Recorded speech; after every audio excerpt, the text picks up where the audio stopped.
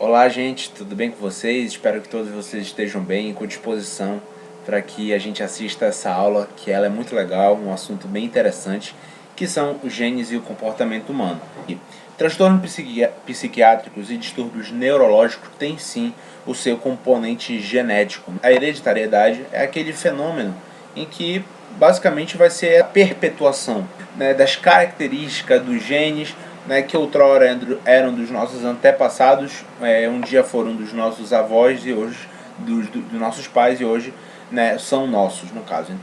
Francis Galton, né, no ano de 1883, que ele percebeu, né, ao longo de suas pesquisas, basicamente que gêmeos monozigóticos em relação a gêmeos dizigóticos têm características, têm traços neurológicos muito similares, tem uma similaridade muito maior entre si do que gêmeos dizigóticos. Lembrando que gêmeos monozigóticos são aqueles gêmeos, né, que são também chamados de idênticos. Mais tarde, né, um século depois, mais ou menos, né, o Thomas Bouchard, né, ele fez um experimento, né, ele acompanhou, no caso, o desenrolar dessa história, que ficaria conhecida como gêmeos de Minnesota.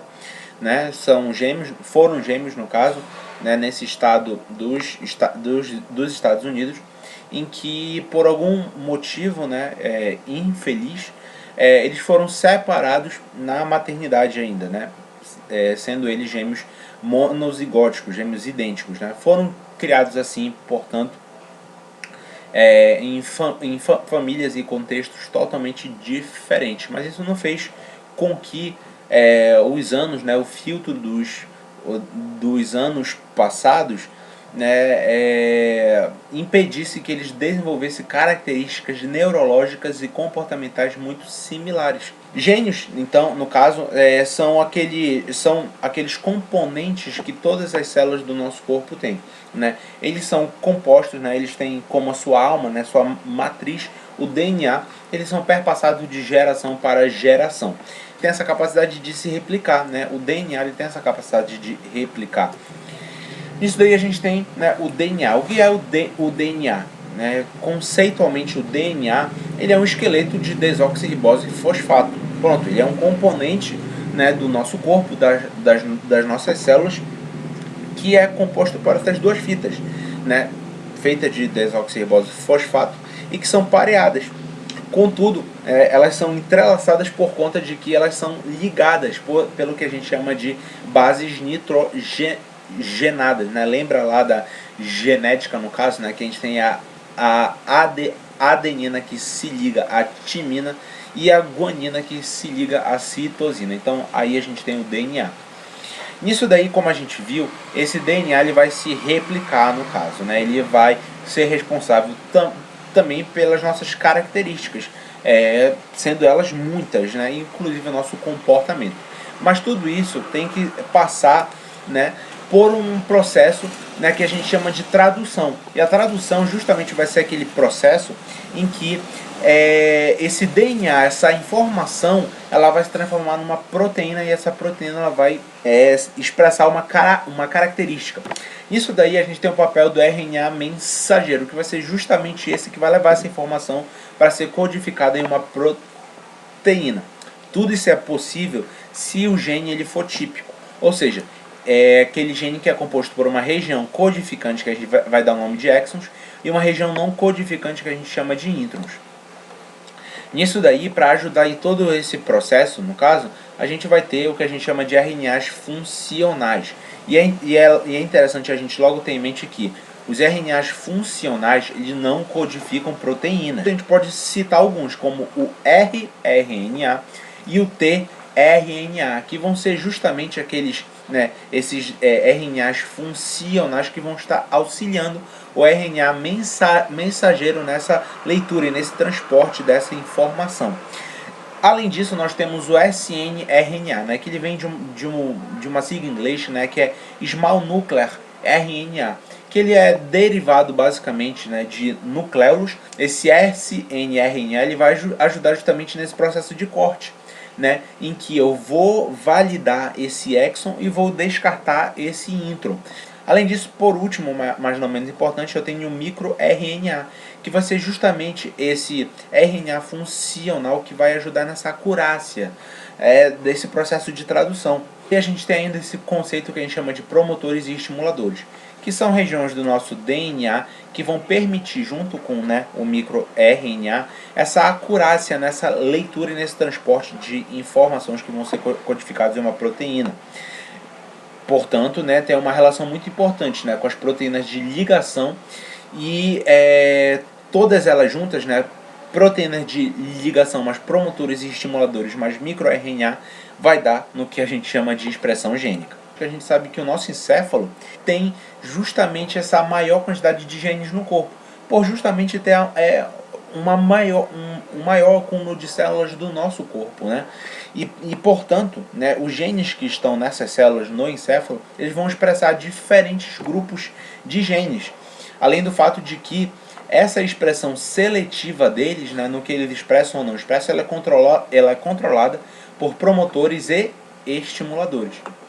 E a combinação de genes mais proteínas de ligação vai dar nesse resultado bem aqui, vários tipos neuronais. Além do fato de que a gente tem o papel da experiência, que é muito importante. Fazendo uma revisão lá com os nossos gêmeos, ele mostra, ele mostra justamente essa similaridade, essa frequência de gêmeos monozigóticos e dizigóticos. Ele mostra aqui a concordância, entre eles é muito maior em relação aos gêmeos dizigóticos, dos gêmeos monozigóticos para os gêmeos dizigóticos. Os genes de uma célula, eles vão estar num local, que a gente chama de cromossomo. Como vocês bem sabem, o cromossomo é aquele componente dentro das nossas células que vão estar os nossos genes. E onde o gene especificamente está, a gente chama de locus. O locus está no cromossomo, e os cromossomos, no caso, é onde eu quero achar eles, onde é que estão esses genes, eu vou procurar onde? No locus do cromossomo. Isso daí ainda a gente tem esse conceito de diploidia, que vai ser justamente essa qualidade que esses cromossomos têm de se agrupar em pares. Assim, nós temos 23 pares de cromossomos, totalizando assim 46 cromossomos. A gente ainda tem as mitocôndrias, o papel das mitocôndrias, que a gente sabe muito bem que as mitocôndrias elas são de origem materna.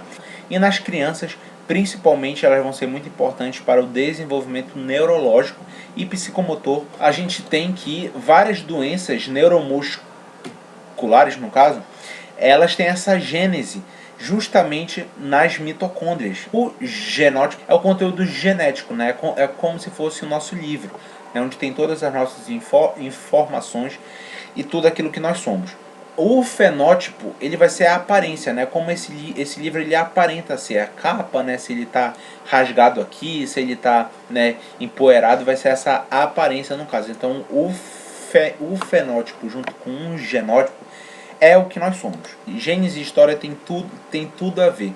E que, principalmente a partir da metade do século XX, a gente começou, assim, mais para a década de 80, a gente foi fazer o sequenciamento dos genes humanos. E a partir disso a gente foi fazer essa comparação entre os genomas, não somente humanos, mas também com espécies que são evolutivamente mais próximos a nós, tal como os macacos, mamíferos como os roedores. E a partir disso daí a gente tem o conceito de genes ortólogos, que são genes que eles vão compartilhar muitas similaridades com os genes humanos. Experiências em animais tais como chimpanzés ou até mesmo, mas principalmente roedores, se alguma terapêutica ou alguma coisa que foi feita neles manifestou X característica, provavelmente essa X característica vai ser apresentada ao ser humano. Na evolução, no caso, a gente viu que o ser humano, e os animais, principalmente os mamíferos, eles têm genomas multicelulares, ou seja, estão presentes em muitas células, além do fato de que os genes do encéfalo, ao longo da história, como eu disse, né, alguns slides atrás, foram conservados ao longo da evolução, né? Então, a partir disso, a gente pode inferir que comportamentos, né, de nossos familiares mais antigos, né, avós, bisavós, né, tataravós, com certeza, né, eram parecidos ou pelo menos similares aos nossos, né? E além disso, a gente sabe que os receptores transmembrana, no caso, eles vão estar muito envoltos, né, na expressão desses genes, além de a gente saber que tudo isso, né, todos esses genes que estão envoltos no nosso encéfalo, eles vão codificar 1000 ou mais, né, características, no caso, né? Essas combinações, elas são múltiplas. A gente sabe que ao longo da história foram feitas várias análises genéticas clássicas, ou seja, o pesquisador pegava um comportamento em questão e acabava por tentar, né, ver em qual parte do gene, em qual parte do locus ele estaria envolvido. Né? Hoje a gente faz o que a gente chama de genética reversa, que é justamente pegar o genótipo da pessoa, do indivíduo ou do animal no caso, e inferir qual é o fenótipo dele, qual é o comportamento, né? O possível comportamento dele. Em 1970, né, um pesquisador, o Seymour Benzer, né, ele foi muito importante, né, no que tange a essa evolução dentro da pesquisa dos genes e do comportamento humano.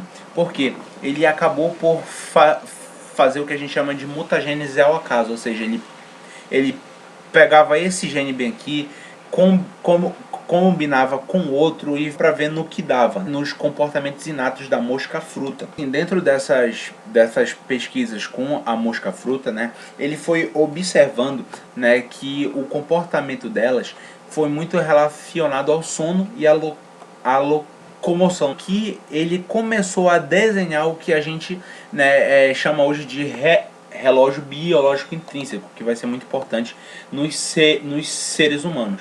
Ele descobriu, né, ele nomeou o chamado gene PER. Ele começou a observar esse comportamento das moscas, né, principalmente a sua atividade, né, e ele foi denominando aquilo no caso. Então ele chama isso de moscas PER, né, ou seja, aquelas moscas que tem, né, o seu comportamento, o seu ciclo biológico, né, o seu ciclo de sono de uma forma normal.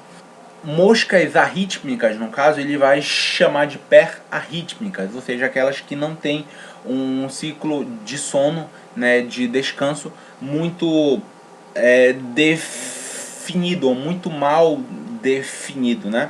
A partir da análise do locus, ele viu que há o que a gente chama de alelos dias, né? Ou seja, vão ter genes, vão ter locus que vão ser muito importantes na regulação, né, do nosso ciclo. Se tem o gene PER, a gente vai ter a proteína PER, ou seja, ele começou a se perguntar como é que vai estar o PER ao longo do dia. O que ele vai determinar? Será mesmo que esse gene ele é tão importante, ou somente ele é muito importante para o nosso comportamento, para a nossa atividade, né, para a nossa vigília? Um pesquisador vendo isso, né, acompanhando todos esses estudos, né, o Joseph Takahashi, ele acaba por tentar expandir isso a partir da pesquisa em camundongos. E a partir disso, né, também da mutagênese ao acaso, né, que foi a metodologia de pesquisa, ele descobriu o gene clock. Mas o gene clock ele tinha um diferencial. Ele era suscetível a estímulos sensoriais. O gene clock ele acaba por ser um codificador, né? Ele codifica um regulador transcricional. O clock e o PER ele compartilham o mesmo domínio, que é o PAS. Se o clock ele é um ativador transcricional, ele vai ativar ou desativar o PER, e por conta disso daí eu vou ter uma atividade locomotora, eu vou ter essa minha atividade, né? Eu vou ter essa locomoção. A gente está vendo aqui basicamente o nosso ciclo do nosso dia. luz, crepúsculo, escuro e amanhecer. No crepúsculo, bem aqui a gente vê que o pé ele está começando a se acumular, né? Ele está vindo aqui, ele está se acumulando bem aqui, ó, como vocês podem ver, né? E ele vai se acumulando ao longo da noite, né? Como vocês podem ver bem aqui, mais o gene clock, né? Como eu disse, que é influenciado pela luz, por estímulos sonoros sensitivos, ele vai começar a ser ativado aqui, ó, pela luz, bem aqui ao amanhecer. É por isso que é muito importante a gente manter esse ciclo do nosso sono de uma forma tranquila, né? De uma forma saudável no caso. E a partir disso daí, o gene clock ele vai quebrando, né? Ele vai impedindo com que o pé ele vai se acumulando. E à medida que o dia ele vai avançando, mais uma vez o pé ele vai tomando conta. Nós vamos ter pessoas que vão ter ciclos diários curtos, ou seja, de 20 horas, mas que para elas vão se adaptar bem, né? Porque elas têm esse componente genético a favor ou contra elas, né? A depender do ponto de vista abordado. Ou seja, vão ter pessoas que têm um fenótipo matutino e outro noturno, né? E tudo isso pode ser relacionado às mutações do gene PER. Foi feita, né, há anos atrás por essa pesquisadora bem aqui, a Maria Sokolowski, né, uma pesquisa com as larvas Drosophila, né, que tem como personalidade, né, ou característica, ou elas são lentas ou elas são rápidas. E a partir disso daí, no caso, ela foi fazendo pesquisas, enfim, ela descobriu o locus for. O locus for é um local, né, locus, onde vou ter vários genes, né, que são chamados de genes for, ou genes, né, que recebem esse nome por conta de forrageador. Ou seja, são aqueles genes em que eles vão copiar as características de outros genes, de outras características. E a partir disso daí, no caso, ela foi vendo que se eu tenho uma larva lenta em um grupo de rápida, ou uma rápida num grupo de lenta, as lentas vão se tornar rápidas e as rápidas vão se tornar lentas por conta de mutagêneses, né? A partir de mecanismo de proteínas quinases, eu vou ter essa mudança, nessa variabilidade e nessas características dela. Então, os genes, né, dos receptores vão estar muito envoltos nas interações sociais, né?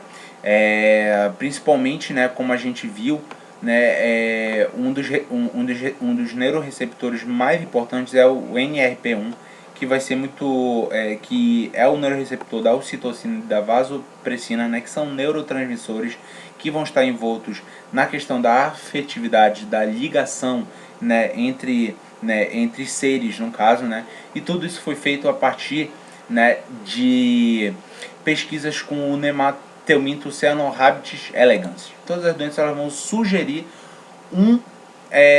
uma mudança genética, né? O que mais nós sabemos hoje do autismo, né, que é uma condição, no caso, que cada vez mais a gente vê ser diagnosticada, é justamente essa mutação nesse gene UBE3A, que ele vai ser responsável pela plasticidade geral do cérebro. Nesse sentido, é bom a gente ter uma visão geral, ou seja, genes afetam muitos comportamentos humanos, aspectos do comportamento humano, traços de personalidades em gêmeos, né, como a gente viu, são mais similares nos gêmeos monozigóticos, e as características do comportamento humano são multigênicas em sua origem, ou seja, não apenas um gene que vai determinar. Ainda eu tenho fatores ambientais, fatores culturais, e então basicamente isso, gente. Eu quero agradecer a todos vocês. Então, se tiverem alguma dúvida, alguma observação, vocês podem me encontrar no Instagram, né, @iancássio, _, que vocês vão me encontrar lá, tá bom? Grande abraço, um grande beijo, e é isso. Falou!